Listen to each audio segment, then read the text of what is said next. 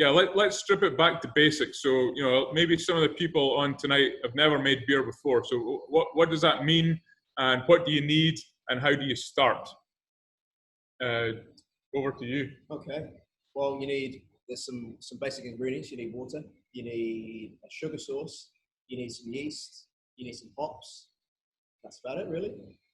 And so, I mean, depending on your level or what and how you want to jump into it, you know, there's so many different ways you can go about it. Martin's talked about extracts. You can actually get malted barley if you wish. You can there's multiple suppliers now where you can get different types of yeast, different types of hops. And I mean, should we go through the brewing process? Yeah, I think we should. So let's start from, okay, I don't know anything about brewing. I've got water, malt, yeast, and hops. How do I make beer? And the key is the tanks that you can see behind us is all that you need to make beer. And whether it's this size or slightly smaller, it's exactly the same thing. So what we've got is malted barley, which is, there's loads of starch in it. And what we want to do is we want to utilize the enzymes that are within that barley to convert that starch into sugar that the yeast can then utilize to create CO2 and alcohol. So what we do is we create a mash, which is essentially just a big old porridge.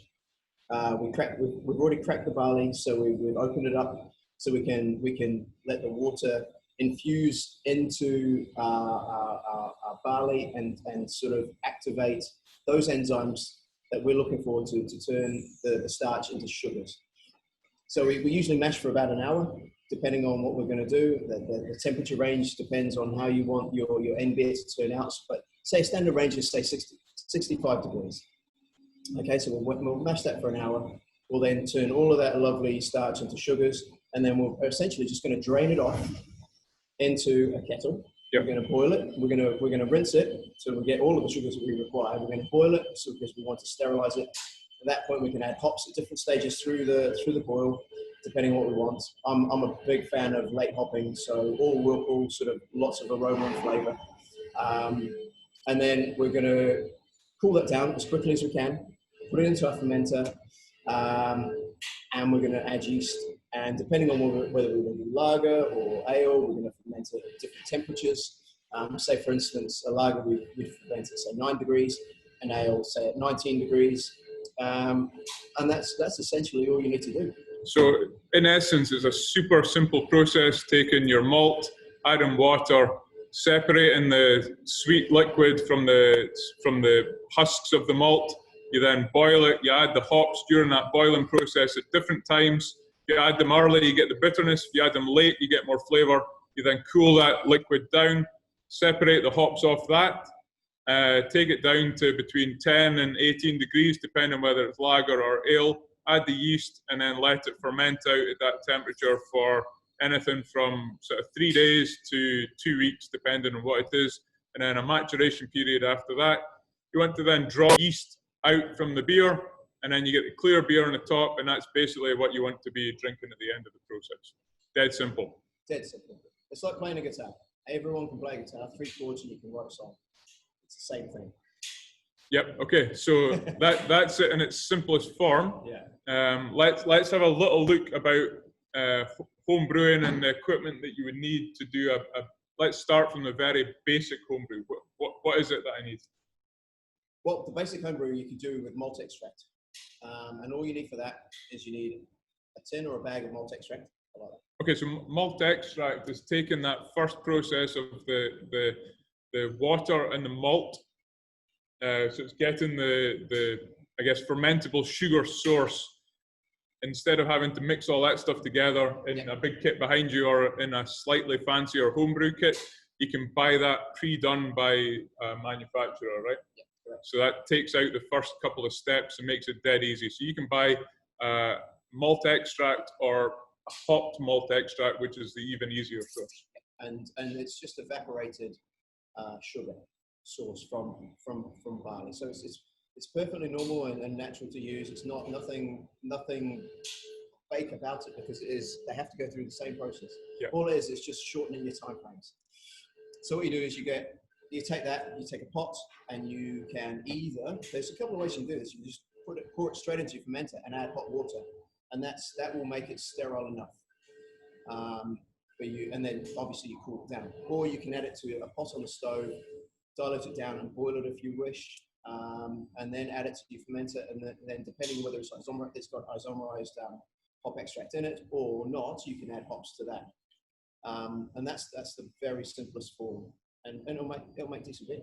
If you've got good yeast, good quality products, and you can make a good beer out of that. Yeah, so that's, that kit would cost you, I don't know how much that costs, maybe like £5 for the kit. The basic equipment probably costs you about 20 quid. So you can be making beer for around that 25 to 30 pound mark, and each kit will give you about 20 to 30 pints of beer at the end of the day. And I guess how good that beer tastes depends on a multitude of things. The main one being the cleanliness of how you make your beer. Yes. It's whether it's on a simple kit like that, or whether it's on a more elaborate homebrew kit, or whether it's on a kit like we have behind us here. I think cleanliness is one of the most important pieces, because as soon as you start to get any issues with cleanliness, you'll see it on any homebrew forum. It's like, why are these off flavors coming into my beer? The majority of times it's down to the cleanliness of your production. Absolutely. Okay. Attention to detail. I mean, keep your hands clean. Do what it says on the instructions, for starters, because they're pretty good, the instructions on these kits.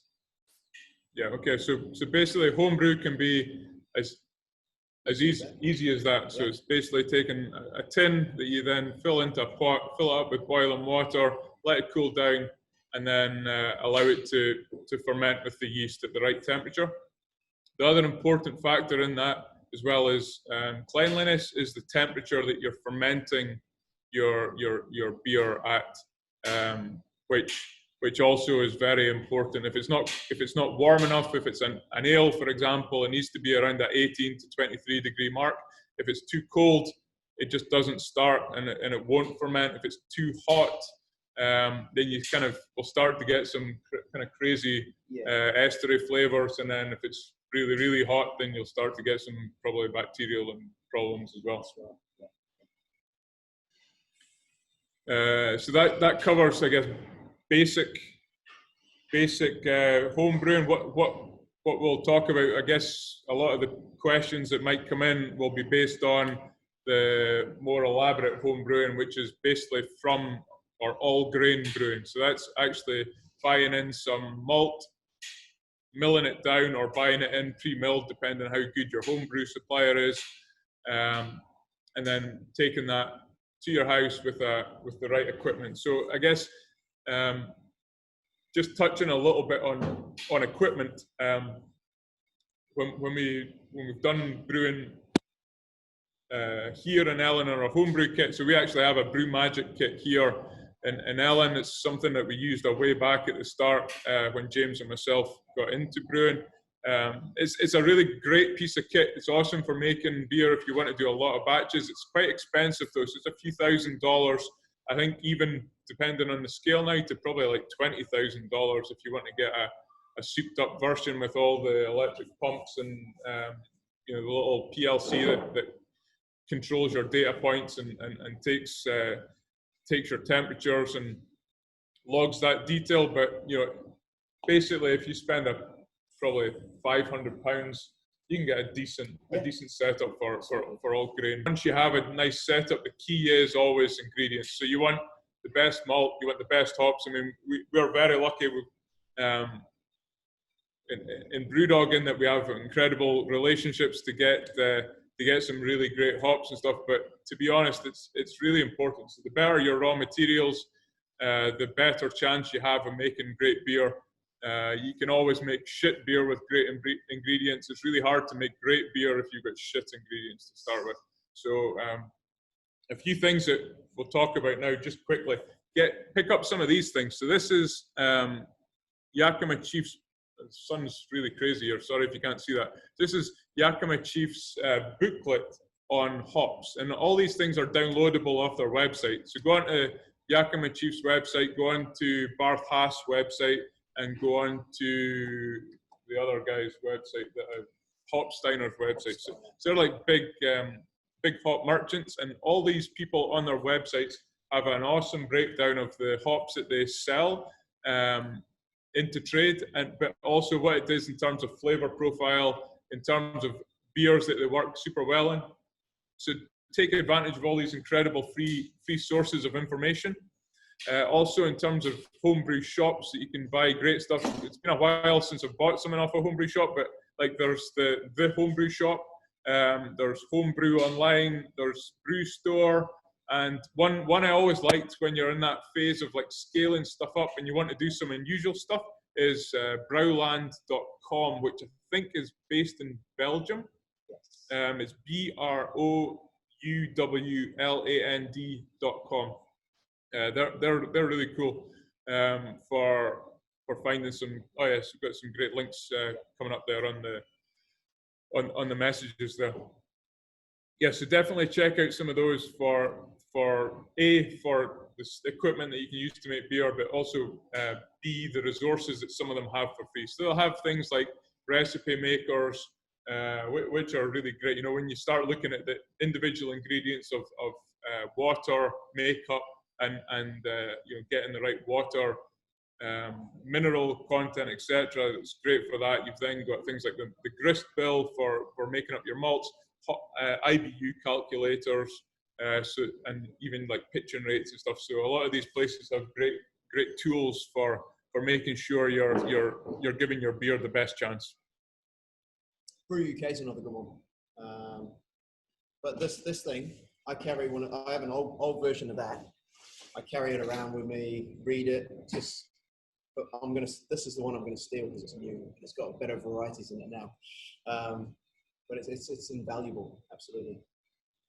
Yeah, another thing which is worth checking out. Probably you've seen it already, but you know, this is the DIY dog. So I think one of the proudest things I think we've ever done is release all our recipes back in a format which is sized in for homebrewing. But it's got all our recipes. This is the 2007 edition. I think the last one we printed was maybe 2019, but I keep giving those ones away. So the only one I've got in my office now is 2017. But you can download it. Hopefully we'll be able to upload the link there that you can download that. So it's got like all our recipes since forever in that book, which is a great tool for, I guess, simple brewing. You know, if you don't want to think about the recipes, like, well, think of your favorite beer that in the BrewDog catalog, and then try and replicate that at home. And then use it as a way to tweak. You know, if you want something different, you know, it's a great place to start. It gives you that sort of, you don't have to think too much about where to start, and you can go from there and just elaborate on the other things that you would maybe like to drink in a beer. Yeah. Okay. So yeah, let's talk a little bit about, I don't know. Let's choose a beer style and then how we would homebrew it. Okay. You choose. I think everyone loves an IPA. Okay, let's talk about it. Okay, classic IPA. We're drinking. I was going to get a bit kinky, but I think we'll just go with IPA. Nowadays, I think pale malt. Just stick to pale malt. Don't put crystal in it. Don't believe what you read on the forums. Don't put any crystal in it. Just go for pale malt. Especially if you're into that sort of 7%, 6-7% range. I think the most important things are going to be your grist, obviously, your water profile, and then gram per litre and your yeast. So by gram per litre, I mean how many hops you're going to use and where you're going to put them. So start with the pale malt, work out, you know, use those online calculators that we've talked about. You know, they're great to use. There's nothing cheating about doing that. Lots and lots of professional brewers use online calculators, I'm telling you. And me. So then we're looking. Are you professional? No. Oh, you are. So yeah, use those, and then what we're looking at is where to put the hops. And to be honest, like I've said before, whirlpool hopping is the key for me. And we're looking at, you know, if you're looking at using T90, use at least 4 to 5 grams per litre in your whirlpool. Use big, stinky hops. Don't mess around with small alpha hops and all that sort of jazz. Go for Citra. We're going to use Simcoe. We're going to use the big sexy ones, Mosaic. Get them in late. 692 if you're him. 692. Just transferred it today. It's beautiful.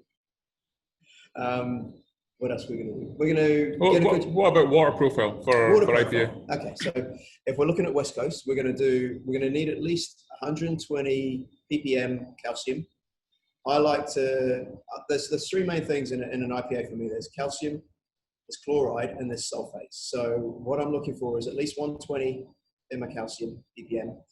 I like a little bit of sweetness as well, even because we're using pale malt only. It's going to have a lot of alcohol sweetness, but I like a little bit of body as well in mind, just to hold those hops a bit. So I'm looking between 80 to 100 ppm of chloride, which I'm going to get from calcium chloride. So calcium chloride and calcium sulfate are your 2 big IPA salts I'm going to use. And then sulfate to chloride ratio is your big one. West Coast, you're looking at 2 to 1, 3 to 1, 4 to 1 if you're a bit crazy. So sulfate to chloride, so 4 times the amount of sulfate to chloride. If you were looking at New England IPA, then we're going to flip it around and we're going to go 2 to 1 chloride to sulfate, or 3 to 1 even. So, and just be careful when you're doing New England IPAs, not too much calcium. Focus on chloride and sulfate and how that ratio looks. So I thoroughly recommend going online. I'm trying to think of the website that's handy for water. I'll think about it. And then what we're doing is, say we've got 4 grams per litre end of the boil in the whirlpool. We're going to ferment it out with a nice yeast. Quality yeast is key. Quality temperature is key. And then dry hopping. So 7% IPA, 10 grams per litre dry hop at least. If you're doing New England, potentially 15. I mean, you can go as far as 20, but I think you start hitting that law of diminishing returns then. You're just spending more money for no reason. Yep. Don't be shy. Get those hops in there. Awesome. Okay, so yeah, that's IPA in a nutshell. That's my quick and dirty IPA. Love it. What would you say is your favorite beer you've ever brewed, and why? That's a good question. I think it's probably Homebrew. Yeah. Yeah, probably Homebrew. So I think the important thing to understand is that JK's up in Ellen now brewing some incredible beer, but he spends when he's allowed home, which isn't currently. He spends a lot of time sending me texts and pictures of what he's up to at home with his homebrew kit. Yeah. And the other thing that's like really cool is the amount of like sour beer he's working as well and homebrew, which I think is another point that we can touch on this now before we're going to some of the questions. But I think it's a really great thing in terms of, once you've mastered brewing IPA and a homebrew kit, it's like what is the next frontier? And I think arguably that is doing some sour stuff, I guess intentional sours on your homebrew kit. Yeah, for a while I had a good sour program at some of the places I was brewing at previously, and then I got into I was at Yeasty Boys, and we're contract brewers, so no one really wants you to brew anything sour on their facility. So I just took to doing it myself, and it's quite handy because with brewing IPAs or lagers or any sort of ale, you need temperature control is key, and I really don't have the space for that.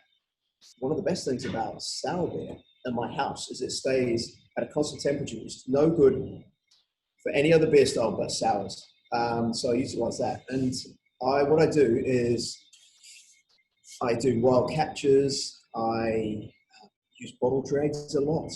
I don't tend to buy cultures from homebrew shops. I just try and find them where I can. For example, bumblebees are great.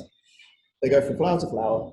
They're buzzing around. They're picking up yeast. And I found a dead bumblebee, put it in some malt extract. And then with a couple of pears I found on the ground. Yep. And it's, you know, it's pretty lucky. I mean, it's hard to do. It's not easy to make decent beer out of a bumblebee and 2 pears. Yep. But it's worked out okay. I mean, it's not easy to find a wild yeast that will actually ferment any type of wort, for starters, because that's not what it's really about to do. But I did, and that's the sort of things I do. I just experiment and then come up with ideas and things to ferment, really. But in no way are you condoning actual bodily harm to bumblebees. No, it was dead already. You have to find the dead ones. Dead, I would never touch a bee. Absolutely, they're doing a great job. So no, dead bee, 2 dead pears, and got myself a nice little mixed culture out of that. Good. The other way you could do it is just like buy sour beer from some of your favourite producers, and then you just take the dregs at the bottom. Yeah, absolutely. And use that instead of a bumblebee. And that's actually where I get most. I mean, I wanted to try something wild, but where I get most of my cultures from is from BrewDog, Overworks beers. I get them from Jolly Pumpkin. Yeah, any of the sort of beers I like. I drink.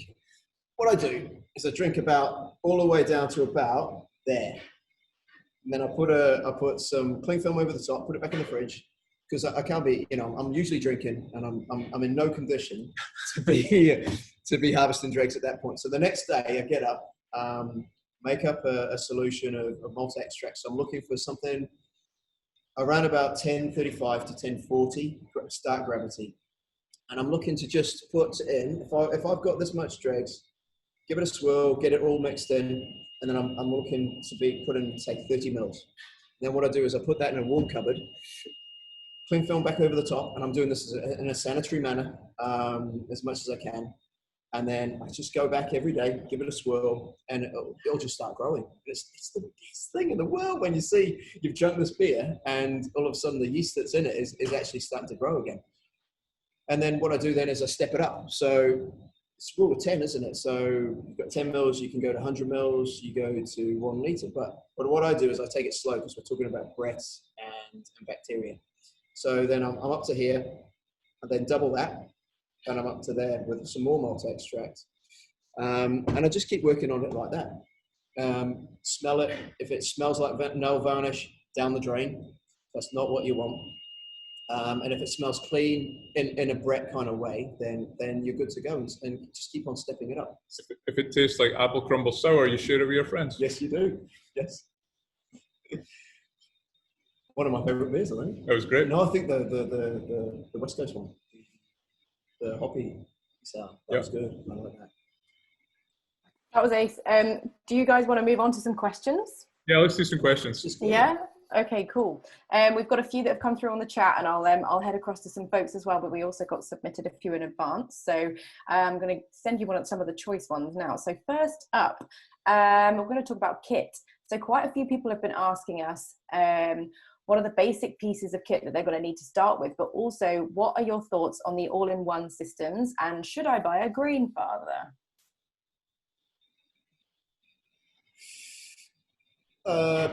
Which question first? Basic kit or all-in-one systems?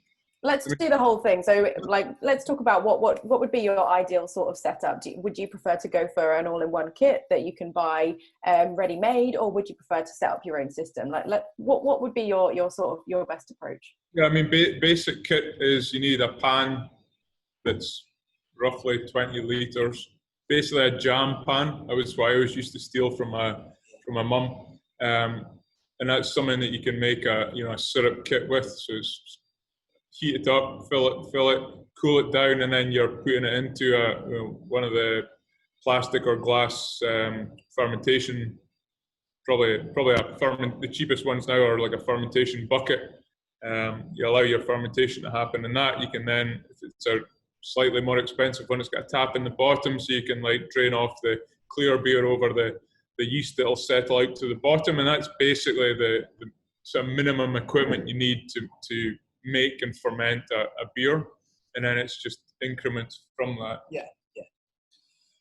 I mean, we already talked about something like a Brew Magic, which is a few $1,000 plus. But it's all grain brewing. It's a little bit hardcore into it. It's not something if you're just getting into brewing. I guess I'm not an expert in some of these all-in-one kits, so I can't really comment. Have you used any of them? I've used a lot of them. Good. But they're all pretty decent. They're good, but it really comes down to how handy are you, and whether or not it's an all-encompassing sort of hobby. So I would probably like to make my own thing and my own system, but and it depends on space, you see, because if you are making yourself a homebrew system that you need a gas burner for, can you get outside? But the all-in-one, so like the Grainfather, they're really handy because you can just do it in your kitchen, and it's tidy. It's a one-stop shop really, and you can get your homebrew done in a reasonable amount of time. But they are more expensive because of that, because someone's done it for you. So it really depends. I mean, they are good, and it just depends on how handy you are and whether or not it's an all-encompassing sort of. I mean, all I've got is some jars really, and I utilize malt extracts. So nowadays, because it shortens time, so it's really depends on the person. Awesome. But wrong with using an all-in-one system at all. And I think generally, given most people's situation at the moment, they're probably just going to make do and mend with whatever they've got in the house anyway. So probably best to just go with what you've got, guys. Eggs, and you've got some jars, and you've got some malt extract, good to go. Sugar and ready bump. to go. Sugar and That's all bump. you need. Next up, you guys talked a little bit earlier about water chemistry and the online tools, but we've had a few questions about that. So one was, what are your top tips for water chemistry adjustments? And the second question was about specifically, I think someone's trying to brew jackhammer from DIY Dog, and they asked if there were any specific recommendations for how to treat water for making jackhammer or a big West Coast IPA. Yeah, it's good. I guess the difficulty with water chemistry is that it varies depending where you're located around the country. So there's no like one blanket answer for that. I guess the fortunate thing we've always had in BrewDog is that in the northeast where we are, the water is very soft. So generally we're just adding stuff to water as opposed to having a problem where water is like super hard and we've got to do something to unharden it. I think the best way to start is you need to know where you are, where your water is, what your water is like. And the easiest way to do that is you don't actually have to get it tested. You just go to your water supplier, and they actually will publish, and you'll find it online. So when I've always found all the water information I need online, and it's all published on their websites, what your water is, and then that's your starting point. And then you can work out what you need to do to either soften it or harden it, or use a bit of acid or more salts or whatever you need to do, really. Yeah, and also, depending where you are in terms of chlorine content of the water, something that helps a lot, just a pretty cheap bit of equipment is some kind of carbon filtering line. You can strip out a lot of that chlorine pre-brewing, which can help just in terms of some of the weird flavour that you may get if you're just going straight in with your tap water. Great stuff. Next up is someone who I think needs to stop skipping arm day. They have asked, are there any tips for whirlpooling other than stirring like crazy? Just keep stirring. Great. I'm liking these answers that it's just nod or shake the head. That's all we should do from now. It's just yes or no. Next up, is wet yeast superior to dry yeast? Good question. It's a good question, and I would say if you've got excellent wet yeast, probably it is, but the chance of getting, especially in a homebrew scale, some really good wet yeast, I would say they're comparable. Absolutely comparable. Yeah. And I would say you're best off making a starter anyway. So it's going to turn out to be wet yeast. So either way, if I was going to use dry or wet, I'd start it first and get it active. And okay. We would make a solution of, say, malt extract between under 1040 gravity, and then we would add, say, depending on how much you have, say for example, 250 mils of starter, add yeast to it. If you've got a stir plate, great. If not, just keep shaking it. Activate the yeast, make sure it's starting to make more yeast. Best thing you can do is make more yeast before you pitch. but there's some really good technology now in the market with the smack packs and all those things to give you great yeast samples for making beer with. Definitely. Awesome, good advice. Yeast as well. Or if not, I mean, just buy more yeast. If you don't want to start it, and you're worried about viability, just buy more of it. Put in 2 sachets instead of 1. You know, it costs you $5, but you get better beer at the end. So awesome. If in doubt, more yeast. Maybe not with the next question, though. I may be wrong, though. We've got a lot of people asking about alcohol-free beer. So what is the biggest tip you can give for people trying to make an AF beer? One of our, I don't know if he's joined us actually, Cedric has sent us in a question saying that they tried to make a nanny state, but there was no body to it and they had diacetyl issues. So what's your top tips for making a good alcohol-free beer? So I guess all the BrewDog alcohol-free beers are brewed to that under 0.5% alcohol. So that's like a micro fermentation and also kind of minimal amount of malt or sugar source going into the fermentation as well. So I guess the beauty of Nanny State was it was all specialty malt, so we could add a little bit more because the amount of sugar that was fermentable in that malt bill was less. Whereas now with beers like Punk AF, Hazy AF, they're very much a very controlled amount of malt going into the system, which has to be fermented under a very strict regime. So they're not the easiest beers to make, especially if you're keeping them below the 0.5% ABV mark, which by law it has to be for those low alcohol beers. Awesome. Next, similar to our previous yeast question, are fresh hops better than dried hops? Or alternatively, when are fresh hops the better option?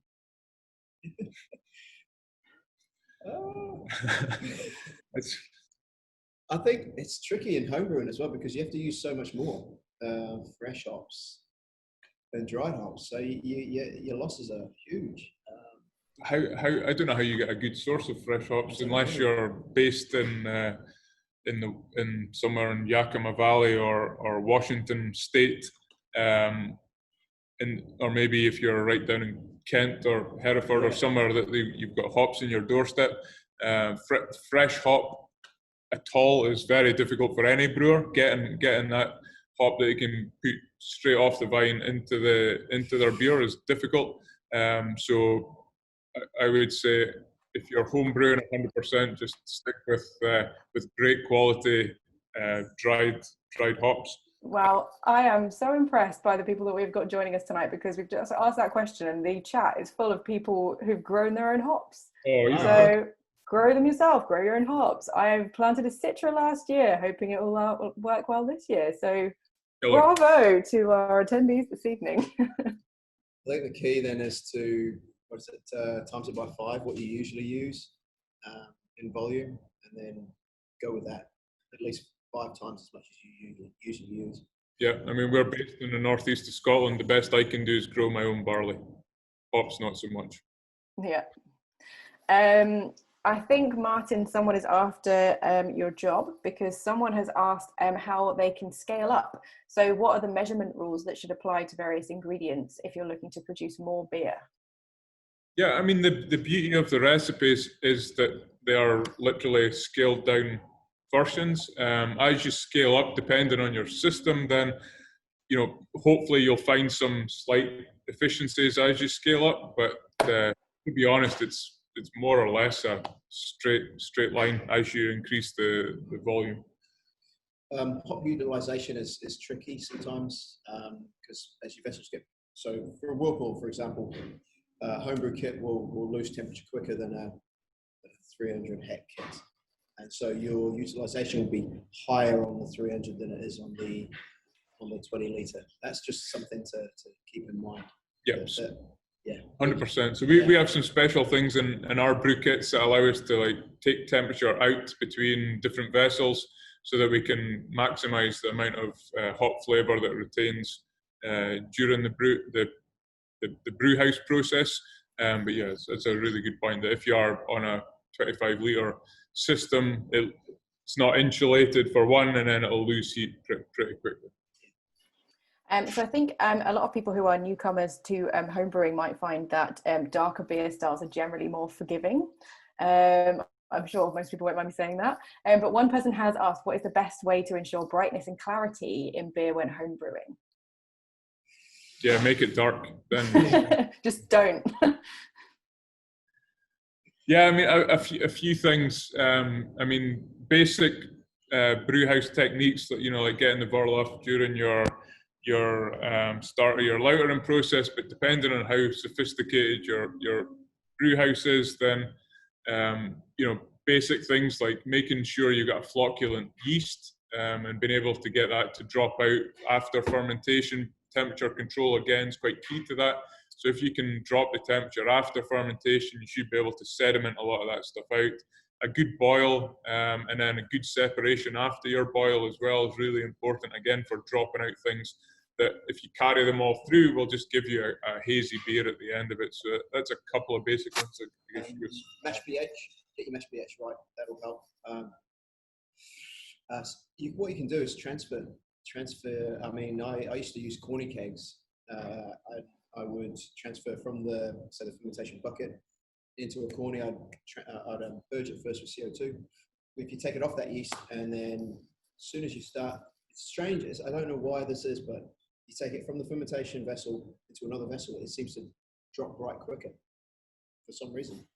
Try that. That's the way. But just make sure you purge everything so that you're not introducing any sort of oxygen. Awesome. Thank you. Yeah, actually some good comments there as well in terms of using some kettle finings and things to drop out. Yeah. Awesome.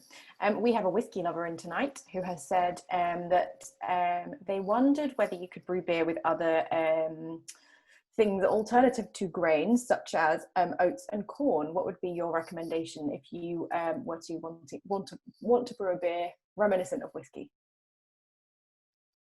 Yeah, I mean, one of the best beers we did was, you'll remember, what was that one called, Sarah? And the yellow, and was it Homicidal Puppet Help Desk. Yellow and blue one? Blue and yellow, right? Yeah.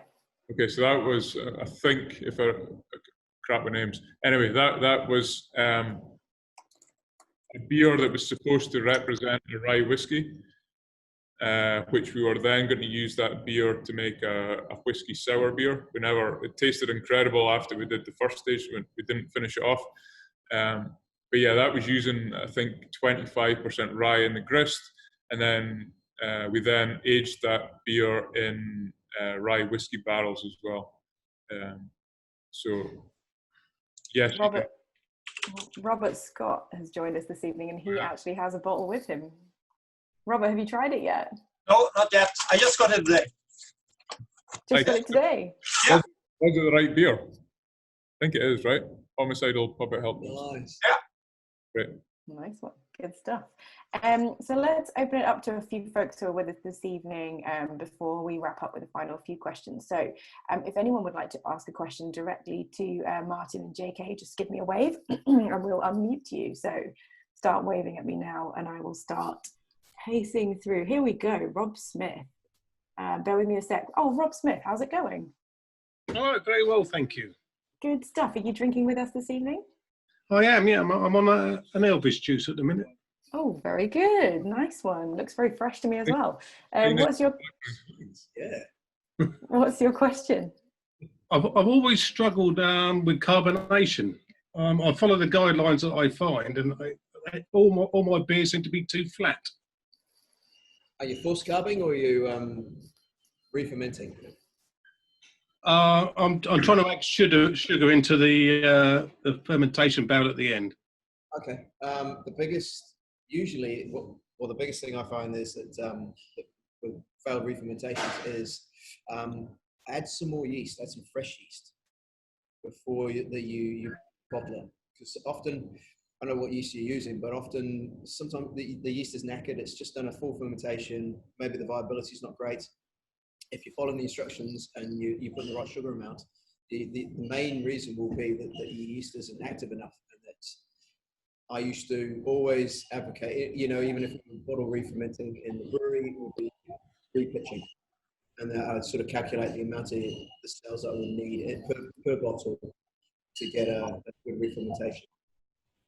I guess the other thing you can do if it's coming out of a keg is, or barrel, you can get one of those corny kegs which you can CO2 onto, and it's just getting the keg cold and pressurized with CO2, and then it's just basic calculation. You leave it for a period of time, and then that'll carbonate the beer inside the keg as well for dispense.